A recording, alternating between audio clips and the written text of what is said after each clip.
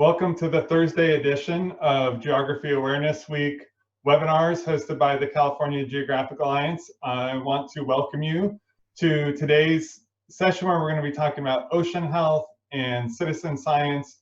We're going to have an excellent guest, Nicole Goggin from Global Nomads Group, and also a presentation about something called EcoBlitz that started here in California but is expanding in the future. So again, welcome on behalf of the California Geographic Alliance and the California Global Education Project. Happy you could join us. See if my technical stuff will work here. All right, because I wanted to just point out the California Geographic Alliance connection to the Global Education Project generates some excellent benefits, and I just wanted to highlight those real quickly. Two of them, or one of the benefits is participation and connection in larger and significant efforts that are happening in California. And two of those that I wanted to mention were the Environmental and Climate Change Literacy Summit that was hosted by the UC and CSU systems, and really involved making a serious commitment to environmentally literate high school graduates in California in the future, as well as the California Environmental Literacy Initiative, which is helping steward the vision for environmental literacy in K-12 education in California. And CJ is excited to be involved with those efforts and wants you to look out for great things coming from them ahead of time. It just so happens that our theme, Ocean Health, concurs or is in alignment with a theme of another conference for Geography Awareness Week happening tomorrow, hosted by the American Geographical Society. So we're on topic, we're relevant, and if you wanted to learn more about ocean health, you might go to geography2050.org. And all week we've been highlighting the kind of essential geography education resources that you can find on the internet. And today I wanted to kind of quickly point out a resource that's been really helpful and influential for the professional development and professional learning work we do with the California Geographic Alliance. And what's cool about this is an international collaboration. So teachers from several countries have participated in GEO capabilities. And what it is it's an approach to what I would call student-centered learning, combined with a real emphasis on the value of the concepts of geography and how they can be applied to the situations that students experience in their own lives and that they might want to address in their own futures. GEO capabilities really emphasizes the role of the teacher in basically making those concepts accessible to their students and helping them to see how they apply to the world around them. And just recently, there's been an explicit incorporation. I mean, you can see how GEO capabilities would be about social justice in the first place. But in their phase 3, they're focused explicitly on social justice. So I would encourage you to check out that website for some professional learning materials and videos that you can access for free if you're a teacher. Now, I don't want everything to be for teachers. In this webinar, I want to show cool resources that students might want to check out as well. So my resource I'm going to show you today is, you've probably heard of Google Earth. Well, this is another Earth website that kind of shows a lot of what's invisible on Google Earth. So the web address, the URL is showing there on the screen. And this allows you to see the oceans and connect with the oceans and understand the oceans in ways that you might not have known were accessible to you. And I'm going to just kind of take a negative topic, the recent hurricane that impacted Central America, just to show you the power of this tool. So bear with me while I click on this link and then figure out the screen sharing option here. And now hopefully you can see a model of the Earth. And so what's really cool here is that, like Google Earth, it starts with a view of the planet. You can zoom in on California here and get a closer view. And you can zoom back out to the globe and see what's happening on the other side of the world. No problem, see what's happening in Antarctica. over here is the control panel telling us what we're looking at. And in this case, what we're seeing are air currents, wind that is at the surface. We can click through and see wind at different heights and see how the wind patterns change and intensify. But since our theme of the day is ocean health, let's also take a look at this model. Lets us look at the earth, the oceans, and that 2/3 of the earth that's not covered by land, and see what's going on there. Right now we're seeing the waves. We can also see currents. So if you want to find the best way to scope out global surf spots, this website might be it. Not that I'm a surfer, but this is what I think is true.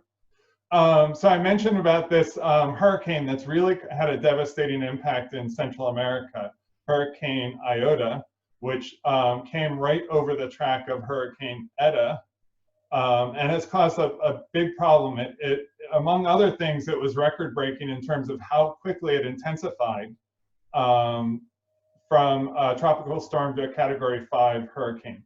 And so what I'm going to do is use the control here. What we're seeing now is basically live data from November 19th.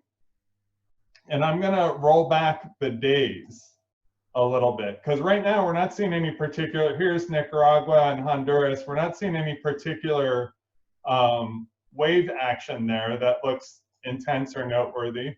So I'm going to go back to the 17th, the 16th. Well, it's starting to get a little orange.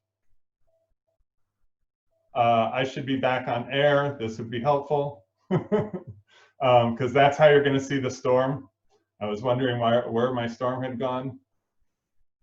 So if I go all the way back to the 14th, I can see the circulation of a weak hurricane over here, quite distant from Nicaragua. And I can see how that storm built in strength and then approached the coastline. And if I zoom in, I can actually click on a spot on the map and get a reading about the wind direction and the wind speed at that location. I can figure out that the wind was stronger on the eastern side of the eye wall. I can click right in the eye wall and see that in fact the wind is quite still, the calm inside the eye, and see that it's intense but a little less intense on the west side of the storm. And then if I continue and move this forward in smaller increments of hours, you can see what happens when the storm comes over land and gradually starts to slow down and weaken. Okay, so hopefully you'll find that website worth exploring, and you'll spend some time looking at particular places on the earth or particular points in time that you're interested in. Well, without further delay, we do have a guest who I'm really excited could join us today. I just met her moments ago myself. So I learned about through my connection with the Global Education Project, and I want to credit the CJEP Partnership Director, Dave Potter, for connecting me with Global Nomads Group around the topic of ocean health. And I was instantly impressed by what I heard about the organization, and specifically what they have to offer teachers and students around the topic of ocean health. Really cool information, but also a cool approach to education that I appreciate. So I want to welcome Nicole. I'm going to stop sharing my screen and let Nicole introduce herself and tell us about Global Nomads Group.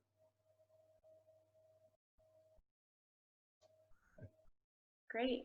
Well, thank you so much. I'm just going to get my screen up and ready in presentation mode, but it's really great to be with you all today. Thank you so much for joining.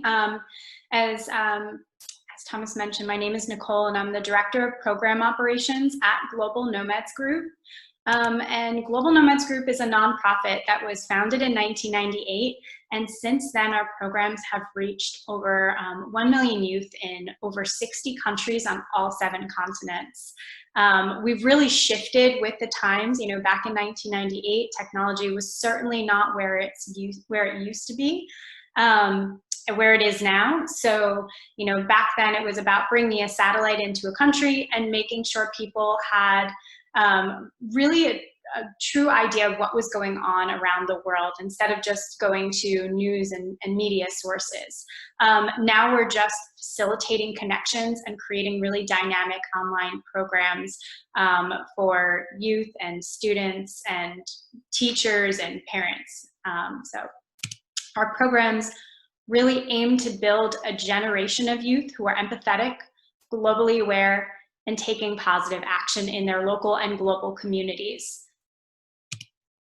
When you join a Global Nomads Group program, you're gaining 21st century skills, critical thinking, collaboration, communication, global competencies. You're getting multiple perspectives and being exposed to what that looks like, not just in your own local community, but outside in the world, and also building those social emotional learning skills around problem solving.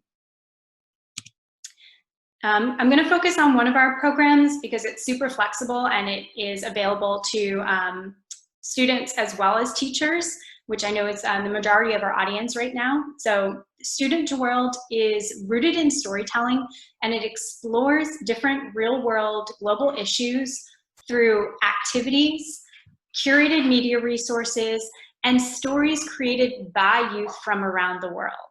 So what's really unique in this is that you're not just learning from what you can research or what's available in a textbook, but from people who are also teens who have completed the program and shared their stories on that topic. So I think that's really important also as you think about kind of how how things are changing with the times and how you want to contribute stories and see how that topic is growing in different regions. It also makes it important for you, as if we have any youth on this call, you get to insert your own voice into this program. You're also contributing to this program. And Student World really moves from first looking at a particular topic at the individual level, so something really close to you, to moving into like what that looks like in your local community, to expanding to a global community, and it culminates in the creation of an action plan. Because at the end of the day, once you learn something, we want you to be able to have something tangible to put into action. Student to World is focused on a variety of themes. So you can join our Art in Action, Ocean Health, Global Hunger, Pandemic, or Overcoming Bias theme. All of the themes follow the same structure in Student to World. And they explore various different ways that topic impacts not just you, but people around the world. So Art in Action is exploring how art contributes to social movements and positive change. Ocean Health, which I'll focus on today because it's very relevant, is about our use of plastic and how it impacts the ocean's health. Global Hunger is how we produce, consume, and waste food. Pandemic is about our global interdependence and cross-national transmission and our community, our collective responsibility. And then Overcoming Bias explores how biases are formed, and the action plan really explores how you can interrupt them in yourselves and others. And another really cool thing to note before we dive into the actual ocean health topic is that Student World is created for youth by youth. It's not one of those programs where you just say like, how was it? What would you like to change? We have a content creation lab, which is a group of middle and high school interns guided by our college interns who are then guided by our staff designing the program. They're choosing the topics, they're writing the actual content, creating the videos, and making up the entirety of the program. So it's actually for youth by youth, not just asked for feedback from youth, considered it, and maybe put it into the program. And just a sneak peek at some of the new topics that they're creating. One is mental health, another global mental health, sports, women's rights, and human rights. So those new themes will be available next spring. Student World kind of comes as a full package. So educators, we know that you guys have so much going on. So we kind of want to give you everything possible so that you have the full program and then can do the customizations to your particular curriculum as needed. So we give you a facilitator guide that outlines the specific standards that the program aligns to. You get access to a private online course that includes a brief training that is asynchronous, so you can join whenever, kind of walks through the program. Students get access to the private online course so they can explore the program, either navigated on their own or facilitated by the teacher. And then teachers, we connect you with a Global Nomads Group staff member. So if you have any questions along the way, they're there to support you. So Ocean Health specifically aligns to the Asia Society's Global Competency Framework, the 21st Century Skills, social emotional learning skills, but then also the next generation science standards. And I know when you're thinking about bringing in an outside program into the school, this is something that could be really important to you or your administration. So I wanted to highlight some of the standards that it aligns to. All right, so let's dive into, we've got two different experiences for Student to World. First is our personalized learning online course. And this is where students can either navigate through the program on their own, choosing different articles and resources and contributing their stories and pacing through, or the second experience that I'll get to in a second is a live program where we actually facilitate the learning. So first, Student to World, Ocean Health, I mentioned it kind of moves from an individual, local, global, and action plan. So these are the 4 modules that you see here. So on the online course, this is what you'll see. So you'll start with module 1, then move to 2 and 3 and 4, culminating with that action plan.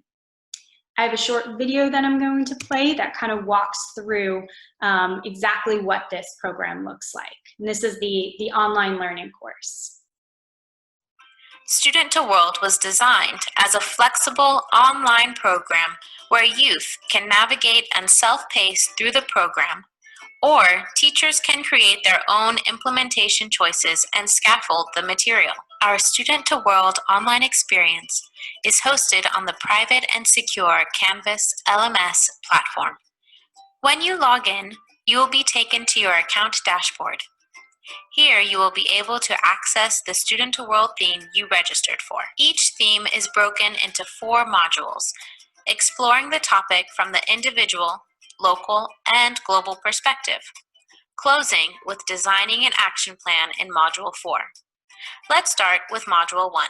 Each module begins with a Get Ready section, a mini lesson which provides foundational information about the theme. We incorporate various features to accommodate different learning styles, such as keyword definitions and audio-visual elements. Following Get Ready is Explore. Here is your opportunity to dive into curated media resources and stories created by youth from around the world. Our interactive map makes exploring each theme more dynamic, as you can visualize the part of the world where each story and resource originated. We include a favorite feature to make it easier to find the stories and resources you later want to refer to while creating your own story. The final section of each module is Share. This is where you will take all the new information you learned from Get Ready and Explore and apply it to your personal, local, or global life. You can write your story in any way that speaks to you, through prose, essays, use of visuals. However you want to tell your story, now is your opportunity. Congratulations! Once you have submitted your story, you will have completed the module and are ready to move on to the next one. That was just a short overview of what the online course looks like, module 1, and then obviously you'd move to the 2nd, 3rd, and 4th module. We didn't really get into exploring the map there, but that's really cool because that's where you get to really explore a region that you're interested in and look at the different resources that we've curated, but then also the stories from youth who have already participated in this program. So these are peers that you can resonate with and learn from. And we have youth who have participated from Morocco, Jordan, Turkey, South Africa, many states in the United States. I think we have about 10. And I think that's it for at the moment. But we're expanding every day, and we're really excited to continue to grow that library of resources, because I think that's like really the most interesting. And when you're writing your story, we want you to make those connections back to the youth stories that you read, that you're resonating with your peers, you're pointing out differences in terms of what this topic looks like in your respective regions and how it also impacts one another. So that's the online course. And then the second is our live experience. And what's really cool about this is that we will actually work with teachers and admin to schedule a time when we can connect with students, either as like a whole school event or a grade level or a particular class, and guide the content with them. We'll facilitate. We have many trained facilitators ready. So we just did a program a few weeks back with over 100 students at a school in New Jersey. So we had about 15 facilitators, because we start in large group discussions where we present the material, and then we break out into small groups, because large discussion gets kind of old. So small group discussions really allow for some of that reflection and sharing your own stories. So there's a lot of flexibility in terms of these live events. We can schedule them where we facilitate kind of a 90-minute large group and small group discussion and go through modules 1 through 3. And then you as the educator can kind of take the rest of the content, or even as youth, and create your action plan on your own. We can also break it up into 2 60-minute or 2 45-minute sessions and divvy up the content and actually go through the action plan with everyone as well. So I'll give you a little sneak peek into like what some of the presentation looks like. And it's facilitated by my colleagues in Jordan, Randa and Noor. Hi everyone, and welcome to Student to World Overcoming Bias. We're so excited to have you with us today. My name is Rand, and this is my colleague Noor. Noor, say hi. Hey. And we are a Global Nomads Group, and Global Nomads Group is an organization that focuses on creating curriculum for youth, by youth, and we usually implement it in a setting just like today in one school or with multiple schools all around the world. Did I mention that me and Noor are both from Jordan? Noor, show them the slide. Yep, that's where we're from, and we're coming to you live from Jordan. So that just shows you a little clip of what the whole group discussion presentation looks like. And we'll kind of go through some of the content and then pause after about 10 minutes and break everyone into small group discussions so that everyone has the opportunity to contribute their voice and share their story. And throughout this time, we're also including stories from youth from around the world. So you're still getting that global peer story and learning opportunity. So I want to show just some brief samples of student work that have been produced so far. So on the left in our Everyday Local Ecosystem, which is module 2 of the online experience, this is a poem that Hiba wrote from Morocco about what the ocean means to them and how we're contributing and impacting the ocean in a negative way, and what that ocean looks like to us. So again, as my colleague Jennifer shared in the previous video, you can write an essay, a poem, or you can use various visuals when you're contributing your story to that online course.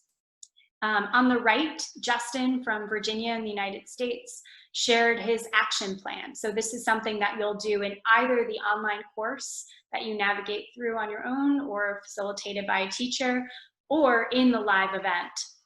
And what he said is this really takes you through like a root analysis cause as to like what is the issue in terms of the harmful impacts of the ocean's health, and what are you going to do in your community to help reverse some of those harmful effects. So he wanted to start like a local recycling program that also integrated the elementary school in the district as well. So I thought that was really cool.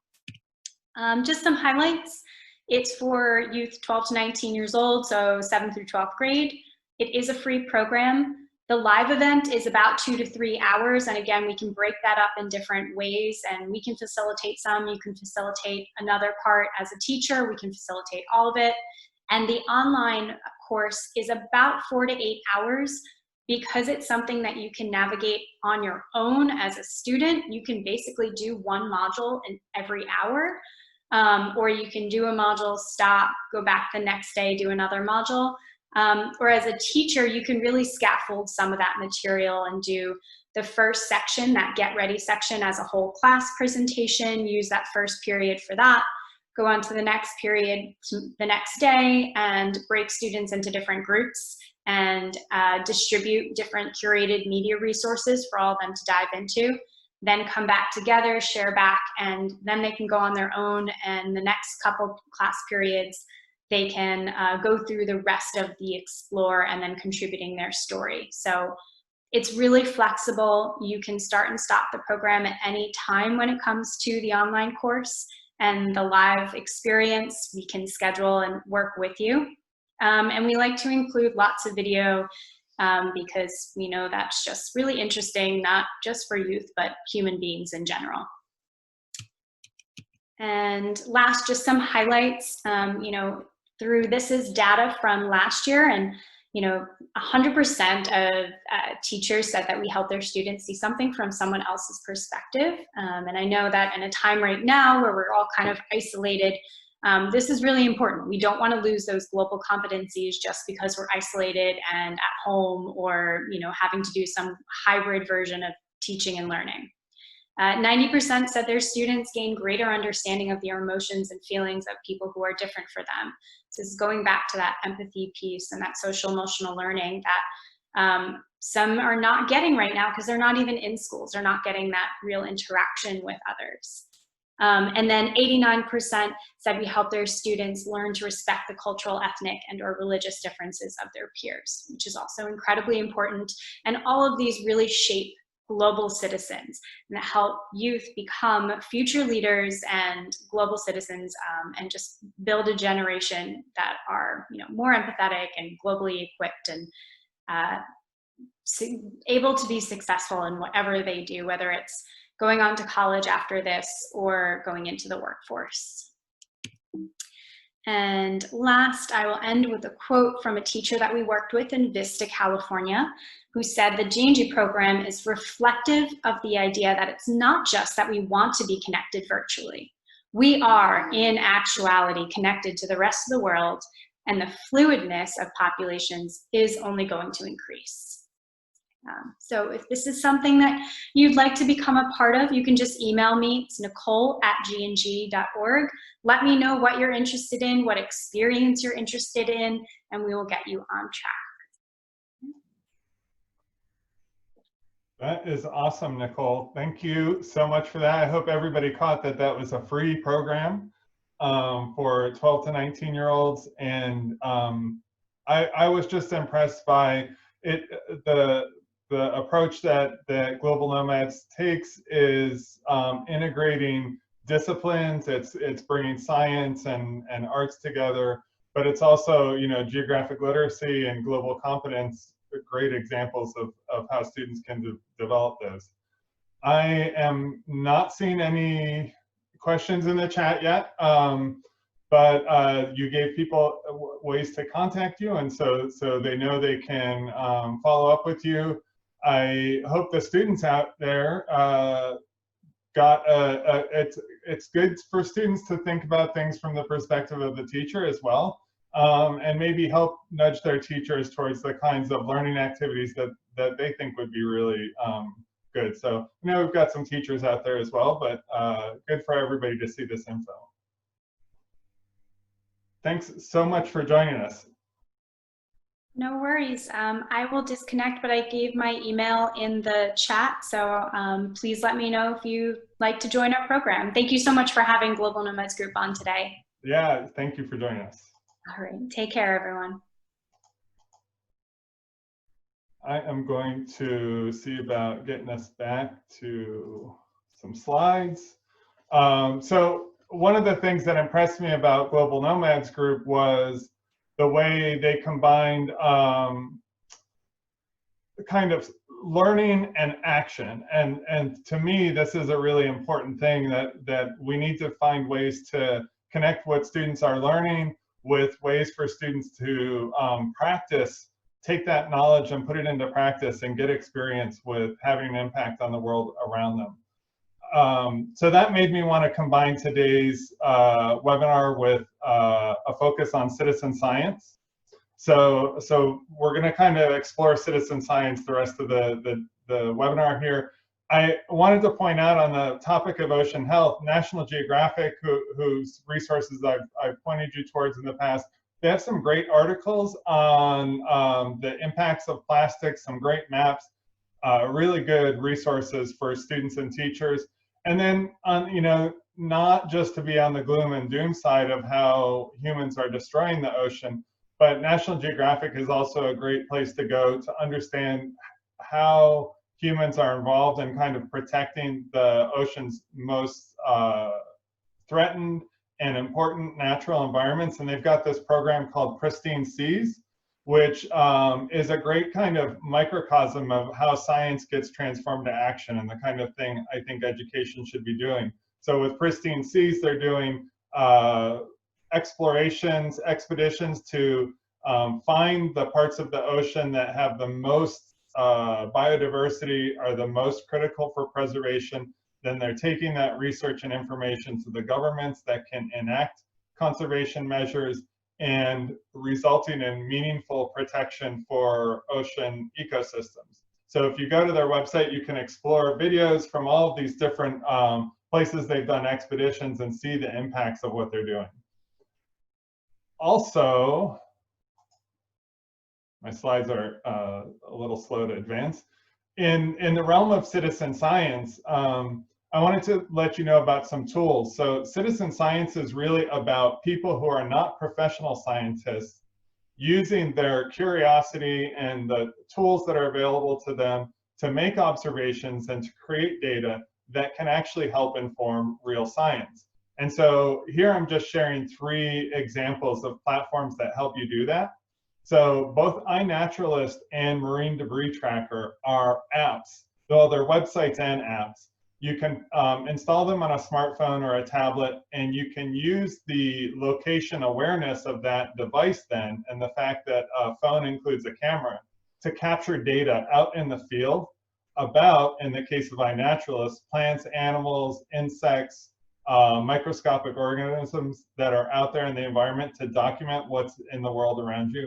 Or in the case of Marine Debris Tracker, you're looking for refuse, for trash, for litter that's not supposed to be in the environment, and documenting what's out there and where it is, and providing information about that issue as well. Now, Zooniverse, which I love, is a different kind of platform. So with iNaturalist and Marine Debris Tracker, you're out in the field moving around and capturing data. With Zooniverse, you can sit at your computer and help create data that's useful to scientists. So there are projects like looking at photos from wildlife camera traps and saying, do you see a lion or a hyena or a giraffe or a rhino?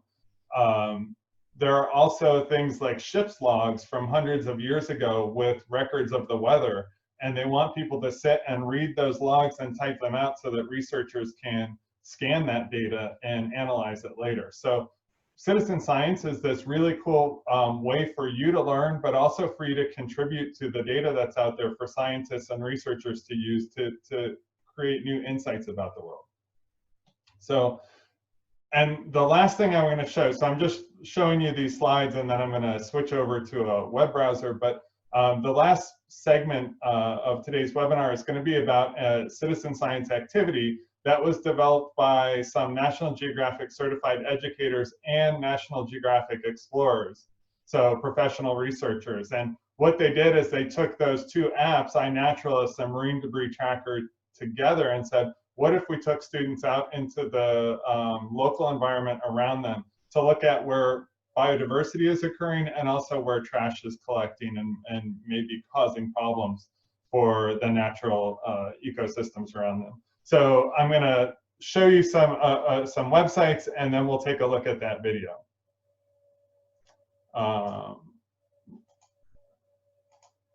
It's always challenging.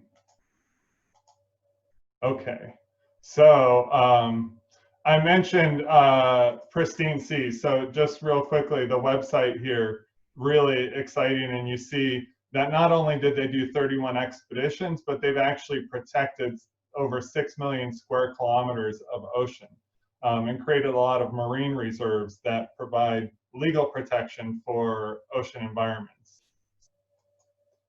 There's one of the articles I mentioned. But what I wanted to show you is iNaturalist. So this is the iNaturalist website, and because my computer knows I use this site, I don't need that notification. I am logged in automatically. So right here, these are my observations I've made. Just the other day, I saw 3 diabolical ironclad beetles in just a few feet of hiking. This turns out, I just read an article, this is an unsquashable beetle, and so scientists are studying it to learn about materials that, you know, can be the next iteration of Kevlar. So with iNaturalist, you can capture data and you can store data that you've kept.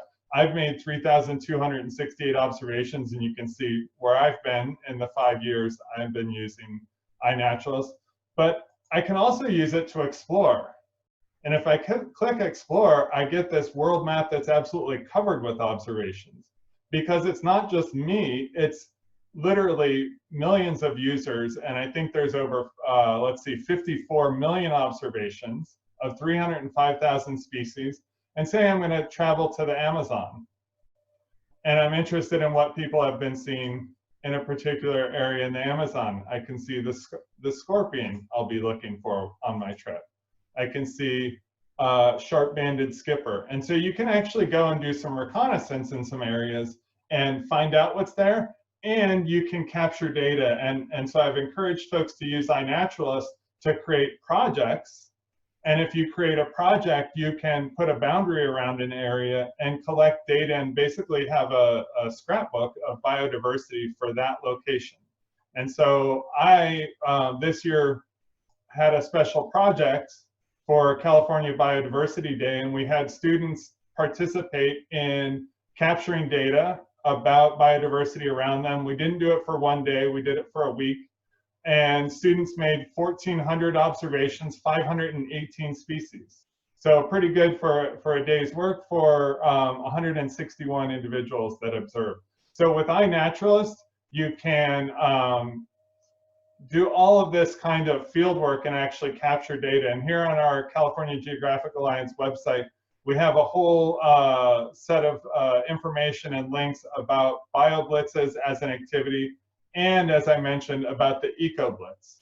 So the EcoBlitz is this combination of both biodiversity detection and looking at where trash is occurring. So I'm gonna switch over. This is a video that is of a session from the North American Association of Environmental Educators. And so Kimmy, Jessica, and Anna were presenting to that group, and they were good enough to share the video with me here. So hopefully you will be able to hear this. Hello, and welcome to the EcoBlitz session. Our essential question for EcoBlitz is how can educators, explorers, and the EcoBlitz empower students to become environmental changemakers who fight for a more just and sustainable world? And my name is Kimmy Waite. I am a 2019 EE under 30 under 30 and also on the board of directors of AEOE. And I'm here today with 2 of my awesome colleagues. Hi, my name's Anna. I'm an anthropological archaeologist and a National Geographic explorer. And my name is Jessica, and I am a National Geographic certified educator. And the 3 of us represent a larger team of National Geographic certified educators and National Geographic explorers in California who came together in 2018 to develop an interdisciplinary environmental education project called EcoBlitz. And in EcoBlitz, we are examining the 2 global issues of biodiversity and plastics, specifically how we can engage students to become the next generation of change agents around these 2 global issues. And we have a quick video for you to introduce more about EcoBlitz. National Geographic explorers discover, document, and reveal the world around us. It's my pleasure to invite our California teachers and students to work alongside National Geographic explorers as we embark upon the California EcoBlitz. In California, we have a lot of awesome biodiversity, but also a lot of trash, and that's a huge problem. We need your help right away. When I say EcoBlitz, I mean a rapid assessment of our surrounding ecosystem. Our project goal is to assess the relationship between biodiversity and the amount of trash across California with the essential question, how specifically is trash affecting our local biodiversity? But we need your help to answer this very important question. During the week of data collection, prepare yourself for exploration and head outside to collect data. Work in small teams and ensure that every team has a smartphone, as we will be using the iNaturalist app to document biodiversity and a short online survey to document trash diversity and abundance, available here. The California EcoBlitz is a new project, and we're excited to involve students in scientific data collection, empowering them to positively affect their surrounding community. This project provides the opportunity to engage your class directly with National Geographic explorers, so get excited and let's explore.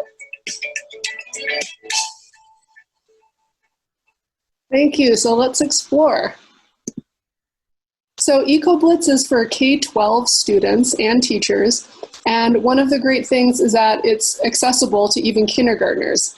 And in this picture is my kindergarten class from a year and a half ago. And they were easily able to engage with EcoBlitz due to the connection with the Explorer and the accessible apps. And also a best example is a class in Southern California and a high school class. So EcoBlitz can be in a more suburban or an urban environment, so it's applicable to multiple contexts. One of the things that makes EcoBlitz so exciting is the opportunity for students to learn from National Geographic explorers studying a wide range of topics. We as humans, through our actions and the trash that we generate, affect the world around us and the biodiversity within it in every facet of our life. That's what makes EcoBlitz so relevant and helps students to connect to explorers who are studying everything from poisonous frogs to exoplanets. Here are just a few examples of the explorers who have connected with classrooms through EcoBlitz. Brian studies salmon conservation in Northern California, while Diego studies energy and environmental justice in Latin America. Cameron looks at geography using VR in the Himalayan mountains, and Anna, that's me, I study ancient trash to help indigenous communities revive traditional and locally sourced foodways in Washington State. And then there's Lily Goal, and she looks at recycling systems in Taiwan.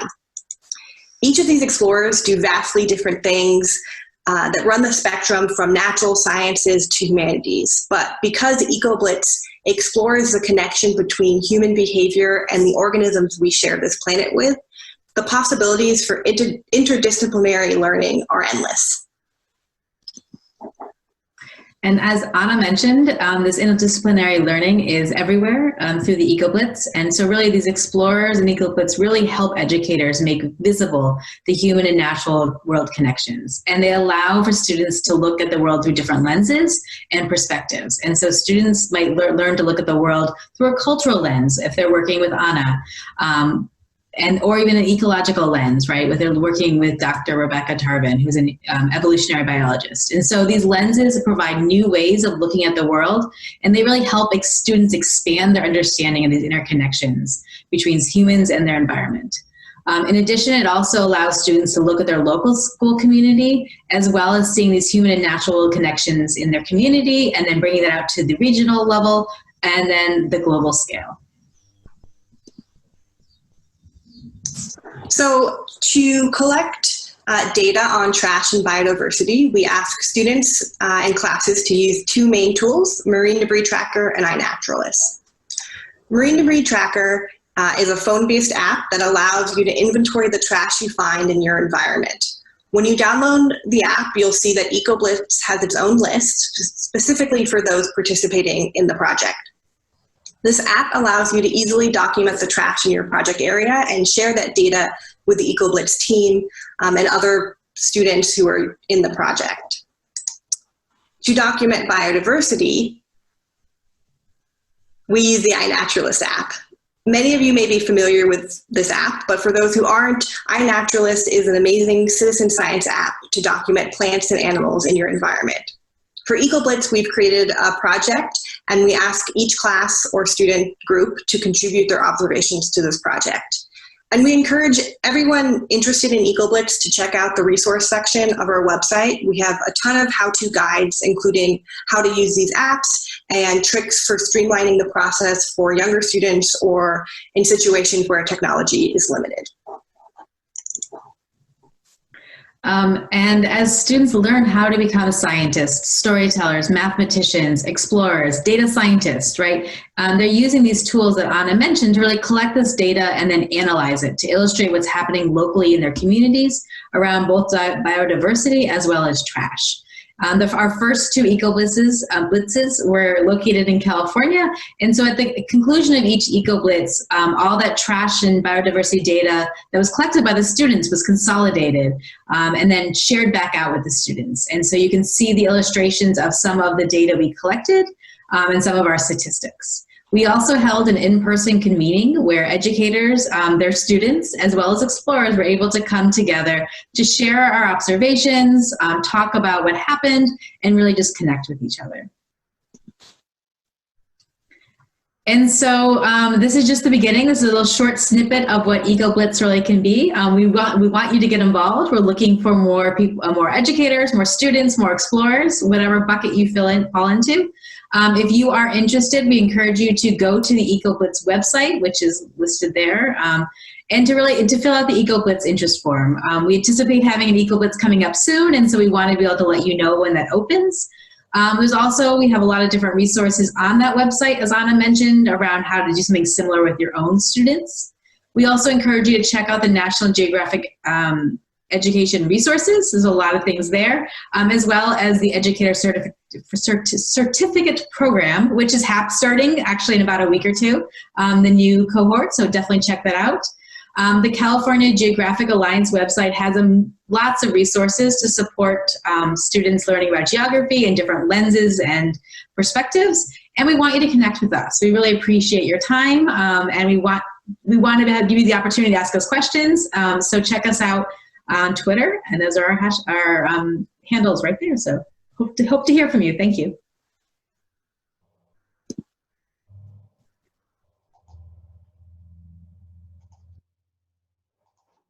All right, so that was about EcoBlitz, and you should know that it will be repeated again this year. It's been California specific, but it is going international, and so you'll be able to participate in California and outside California in this coming year. But if you just do a Google search on EcoBlitz, you will find what is now currently labeled as the California EcoBlitz site. So I did not see any chat comments or things we needed to talk about. So I want to thank everybody for joining us today. Tomorrow will be our last day of the Geographic Perspectives daily webinars for Geography Awareness Week, and we're going to have excellent geographers from San Diego State University sharing their research and their insights into the discipline. So hope to see you again tomorrow, and have a great day and stay safe.